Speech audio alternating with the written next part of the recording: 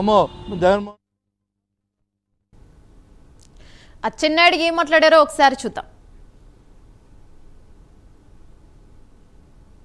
చిత్తూరు జిల్లా పర్యటనకి వెళ్ళారు. చిత్తూరు జిల్లా పర్యటనకి వెళ్ళేటప్పుడు హెలికాప్టర్ మిస్ అయ్యిందని చెప్పి అందరం ఆందోళన చెందుతున్నాం. రాజకీయ పార్టీలకు అతీతంగా, కులాలకు అతీతంగా, మతాలకు అతీతంగా రాజశేఖర రెడ్డి గారు హెలికాప్టర్ మిస్ అయ్యింది, ఏమయ్యారు, ఏం జరిగిందని చెప్పి అందరం ఆందోళన చెందుతున్నాం. రాజశేఖర రెడ్డి గారు చనిపోయే సమయంలో నువ్వు ఎక్కడున్నావో చెప్పవలసినటువంటి బాధ్యత నీకుంది. ఆ సమయంలో ఇతర రాష్ట్రాల్లో నువ్వు ఉండవలసినటువంటి అవసరం ఏమొచ్చిందని చెప్పి నేను అడుగుతున్నాను.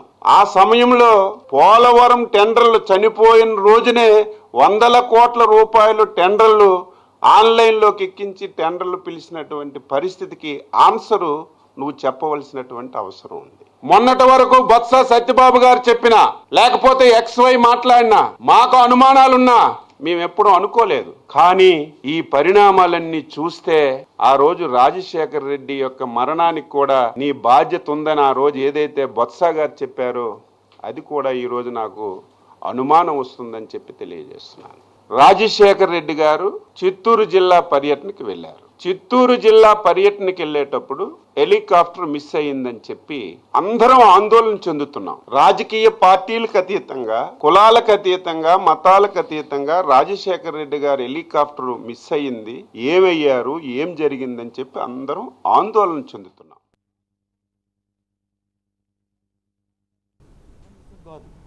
నా తాలూకు వ్యక్తిగత అభిప్రాయం. మేబీ దాన్ని అంగీకరించాలని రాష్ట్ర ప్రజలు ఆలోచన చేస్తారు. ఇవేమైనా కాదు, ఇవా రాజకీయాల కోసం అంత మాట అయితే అంత మాట మాట్లాడి వచ్చా. ఇది ఉపమానం కోసం వచ్చి ఎన్టీ రామారావు వచ్చి చనిపోవడానికి కారణం ఈయన ఎవరో చంద్రబాబు నాయుడు అంటే దేనికి? సైకలాజికల్గా అని, కానీ అతను ఏమైనా కత్తిపెట్టి పుడిచాడు కాదు కదా. అలాగే రాజశేఖర గారు వచ్చి యాక్సిడెంట్ చనిపోయారంటే అది ఆయన అయితే రాజకీయాలు ఉపమానాలు దానికి కావాల్సిన అందరిలో ఉండాలి తప్ప ఈ టైప్ ఆఫ్ డిస్కషన్లు ఇవి ఏంటి?